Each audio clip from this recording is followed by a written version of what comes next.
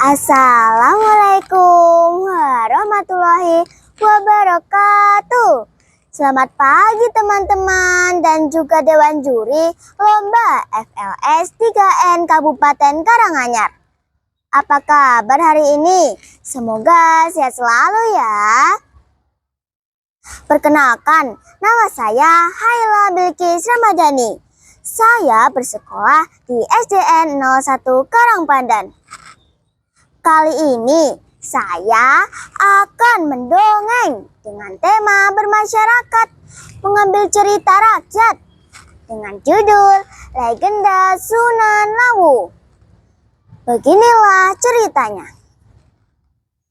Di sebelah timur, dalam wilayah Kabupaten Karanganyar, terdapat sebuah gunung yang tampak begitu tenang, penuh wibawa dan terkesan mistis. Sampai sekarang, lebih-lebih pada malam 1 Suro, gunung itu sangat ramai dikunjungi oleh para peziarah yang datang dari berbagai kota. Mereka datang dengan berbagai tujuan. Ada yang sekedar berrekreasi, ada yang menyalurkan hobi naik gunung, ada pula yang meminta pertolongan kepada para penghuni gunung yang mereka sebut Sunan Lawu. Lalu siapa Sunan Lawu itu sehingga banyak orang yang memuja dan menaruh hormat kepadanya? Inilah legendanya. Legenda Sunan Lawu tidak bisa dipisahkan dari sejarah kehidupan raja terakhir Majapahit, Raja Brawijaya V. Dikisahkan saat itu Raja Brawijaya V sedang gundah. Baginda bersedih, tidak hanya memikirkan nasib kerajaan yang sudah diambah kehancuran, tetapi juga karena datangnya berita yang sangat mengejutkan.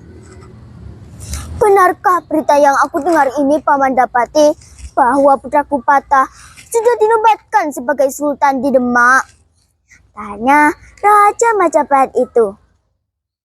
Demikianlah berita yang sudah berhasil didapat oleh para prajurit Tilik Sandi, Gusti Prabu, jawab Sang Pati.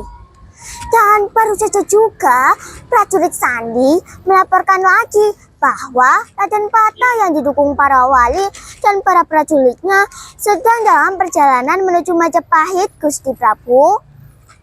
Lapor salah seorang Senopati Barang Majapahit. Mendengar berita itu, Prabu Brawijaya menjadi terdiam untuk beberapa saat lamanya.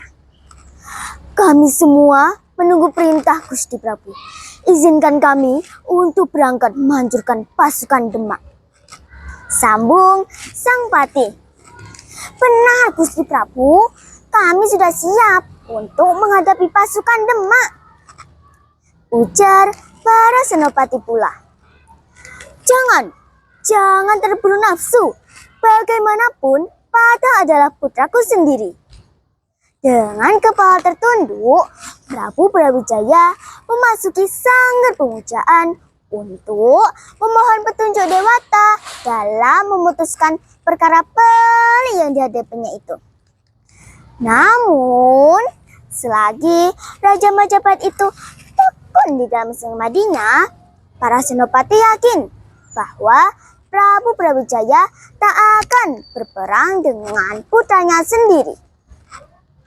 Singkat cerita, ternyata pasukan Demak yang menang. Sementara itu, Prabu Brawijaya yang sudah keluar dari sanggar pemujaan menjadi semakin terpukul atas kekalahan pasukan Majapahit yang nekat menyerbu pasukan Demak tanpa perintahnya, benar-benar mengguncang batinnya. Namun, pada akhirnya Sang Prabu dapat juga mengendalikan perasaannya. Baginda mulai dapat memahami pesan para leluhur Majapahit. Anakku, zaman sudah berganti. Wahyu kerajaan sudah beralih ke barat.